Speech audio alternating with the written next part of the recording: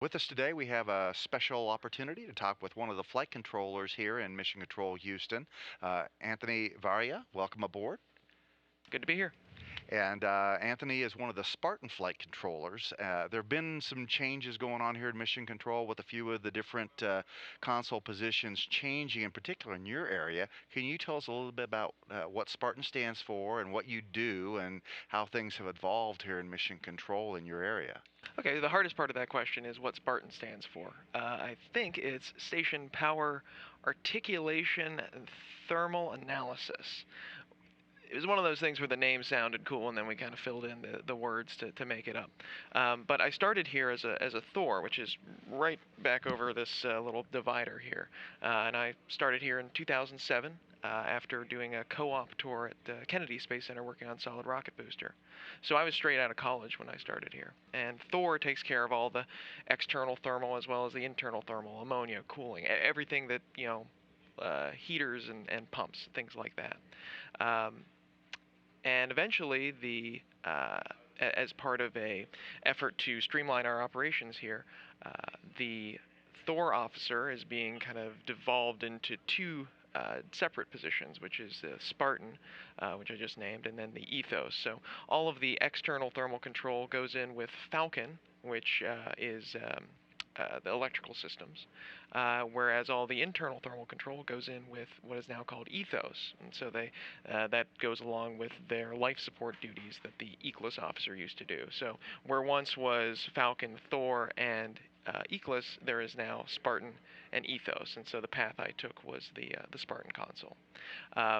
Generally, we are in charge at Spartan of all the electrical systems, just like Falcon used to be. Big rotating joints, all the 8 solar arrays, and now we've got the external thermal control system on top of that. Generally, if you need to put on a spacesuit to go fix our stuff, then that's a Spartan responsibility. Okay, and that's exactly what Sonny Williams and Aki Hoshide had to do last week. And that's one of the reasons we brought you on today, so you could talk to us a little bit about that spacewalk and what was accomplished by the two spacewalkers, and about how the systems are doing now that the repairs have been made. Sure, absolutely. Yeah, great spacewalk last week. In general, we have a cooling system for each of our solar array sets. There's 8 solar arrays. Each of them has a cooling system because they feed batteries. And as you know from operating a cellular phone, batteries get hot when they start discharging. So we have to keep those batteries cool to keep the lights on and everything running on station. We noticed about sometime middle this year that a very small leak on the 2 Bravo power channel, this is one of our very core power channels, powers a lot of important stuff. We knew we had a little leak there. That leak got a lot bigger this summer. And so we decided, the ISS program decided it was a good idea to go ahead and send our great crew out there who are very familiar with EVAs. This is their 3rd EVA that they did last week. Send them out, fix it, and the way we are going about this is the purpose of last week was to reroute the cooling from the radiator we normally use for the 2B channel to a different radiator. And the reason for that is one of the big threats, one of the big reasons why something like a cooling system in space might spring a leak is if a micrometeoroid hit it. Now, there are 2 main parts of a PVTCS, photovoltaic thermal control system. One's a big long radiator, and one's a little pump. And there's some other tubes in between there that actually cool some stuff, but that's buried underneath some of the other components. Now, if you're going to pick which of those 2 pieces is most likely to have a hole in it, it's probably the 45-foot long radiator sticking out into space. And so we decided that a first troubleshooting effort would be to go disconnect that radiator, reroute some jumpers over to an old early external thermal control system, which used to be back before the big long truss got assembled. That was our main cooling system. This is the PVTCS right there. And what that shows is the different little components, including the early ammonia servicer jumpers, and that's what actually we use to reroute the cooling to the old external system. The fluid disconnect coupling, which is how we disconnected the radiator from the rest of the system. Of course, we had to shut the system off to do this. And then you see the photovoltaic radiator, the PVR, and that's what we actually think is leaking. Where this is located is way out on the end of the truss, next to it's on P6, the furthest out on the port side. We sent the crew out there to that big long radiator, disconnected it, and deployed a different radiator, an old radiator from the old early external thermal control system. Here's the video of that happening. And so those commands were sent by my backroom, a guy named Dave Crook and his compatriot Rami Aliubi, who were both key to our support of this EVA. And so this was a big team effort from Spartan. We're really proud of the way it came out because we haven't sent these radiator commands in years. If I sit in a car for longer than 6 hours, my legs hurt. And here's a radiator that had been bunched up for 6 years and deployed just like it was new. And the reason we had this radiator is because that P6 truss was the first solar array generation system we had on the station, right? Absolutely. Yeah, for a while that's all we had, and so that's where we ran a small ammonia system to cool the U.S. lab, and now we've got the big external thermal control system, what we call the ETCS, as opposed to the early external thermal control system, which is a much bigger system. And so now that we don't need that early system, it was just sitting out there, had ammonia in it, but it wasn't running. Well, the parts still worked on it, as we showed with the radiator, so we had this handy spare radiator that we could hook into, and all it took was these commands to deploy that radiator, in addition to all of the configurations and all of the standard planning that goes into an EVA like what we did last week. System's working great. We're real happy with how I mean, for doing that level of reconfiguration of a system that's flying around at 17,500 miles per hour, and for it to go as smoothly as it did last week, is a real testament to all the planning that went in from the ground here, as well as to Suni and Aki for doing a great job on the EVA. We're going to watch the system for the next couple of months, make sure that we're basically doing a leak check, a very long leak check, and see if we have isolated the leak to that radiator that we cut off. And if that's true, then we might be done. We'll just keep running through this new old radiator for the duration until we need to reconfigure. But system's working great. Now, people tend to think of space as being a really cold place. And so why would you need a radiator to get rid of extra heat in space? Great question. So as yes, people think of space as being cold, but space is empty. Space doesn't really have a temperature. It's the particles inside space that the errant little molecules of whatever that are floating around that actually have temperature. So it's really just primarily what we deal with is the station and the sun. So the station generates heat by having pumps running, by having electrical power being generated, and the sun is also putting heat onto the station.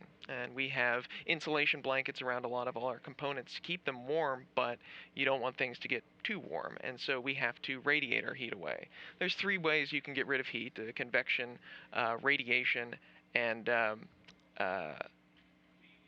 third one. You don't have any other method of getting rid of heat when you have no working fluid around you other than radiation. So that's why you see these big radiators sticking off the side of the station. That's how we get rid of the excess heat. Okay, and inside those radiators is ammonia, right? That's correct, and that's the fluid that we were rerouting last week. Okay, and then inside the station there's another system that transfers that heat, and you've got a heat exchanger between the ammonia part and the one that's inside, and as I understand it, that one's kind of a water-based system, and that way if you get a leak inside, it's not harmful or poisonous to the crew, right? That's correct. We run water on the inside, ammonia on the outside, and we like to keep them in those respective places because ammonia, the ammonia we run is a very good coolant, but it is toxic to humans. So we keep it on the outside, and that's why you see people in spacesuits when they're working with it, or if you're working with it on the ground, certainly a lot of safety protection goes into play. And all of our connections, those quick disconnects that the spacewalkers use, they work really well this time around, and we didn't get a lot of contamination by this. That's true. We had just a few little flakes come off of the FQDC that we showed earlier, but that was expected. As you disconnect something, there's just a little pocket of ammonia there, but that was it. I mean, as far as a ammonia EVA, this was a very clean, and the crew did not have to worry about baking off the ammonia so that they didn't bring any inside. We were managed to be able to do that just by having them outside, and the sun will burn off the ammonia. Okay, and then your discipline has been really busy because not only were you working on this and working on EVA plans and deploying an old radio that hadn't been used for 6 years, but you had another significant power system issue that we thought we might have to do a second EVA for. We've had a rough couple of months. So You may remember EVA 18 and 19 earlier this fall, where Suni and Aki went out and replaced our main bus switching unit, MBSU 1. And that MBSU had been acting up on us, so we decided it was a good idea to take it out and replace it.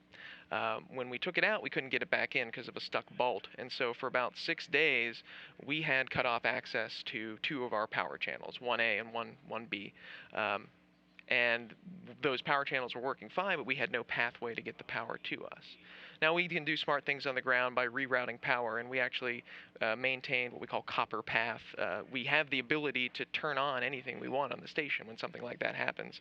It just is a resource hit. You know, our power resource officers are trained to distribute the load so that we don't have a brownout or something like that, because we want to make sure that everybody can turn on their payloads and we can keep all the critical systems running. So we fixed that, but in the middle of that, while those two power channels were unavailable, another power channel went down, 3 alpha, and that one had a short. So there was a point at which we were down to 5 out of 8 power channels, but we could still turn anything on. Since then, we of course replaced the MBSU on EVA 19. Suni and Aki did a great job there as well. And then with the short, whatever caused the short, it was a very large short. It was an 800 amp short, they're thinking. So whatever might cause that probably vaporized when it had all that current going through it. So the engineers looked at it. We decided it was safe to turn things back on. We gave it a shot, and sure enough, it's been running fine ever since we turned it back on.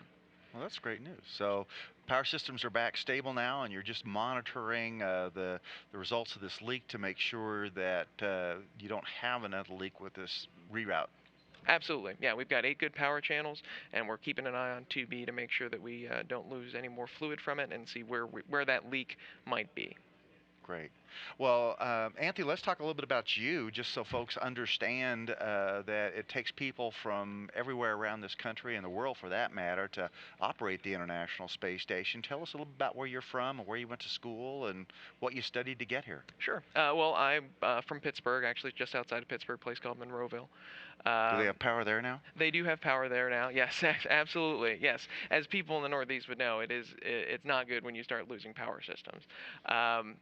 And so I went to school in Florida at Embry-Riddle Aeronautical University and got a degree in engineering physics.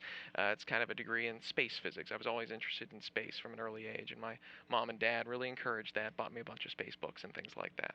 And so once I figured out that this was a job, working in this room was something that was attainable, something that is not, you can, this is the kind of job you can actually do straight out of college if you have a good science and engineering background. And so once I found that out, I was doing what I can to get here. I'm very happy that I am here because I started here, as I said, in 2007, and have been really happy doing flight control ever since. Well, Anthony, so thank you so much for coming on today and help us understand a little bit more about the power systems on the station and how that EVA went, and the remaining work done that we have to do to make sure that the leak is isolated and everything's going to continue to work well. We appreciate you coming on. We hope you come back and tell us some more good news when we get a chance to finish the analysis of all this. But thanks very much for coming in today. It's my pleasure. It's really nice to have a chance to talk about all the good work we're doing right down the line there. That one of my compatriots sitting on console right now.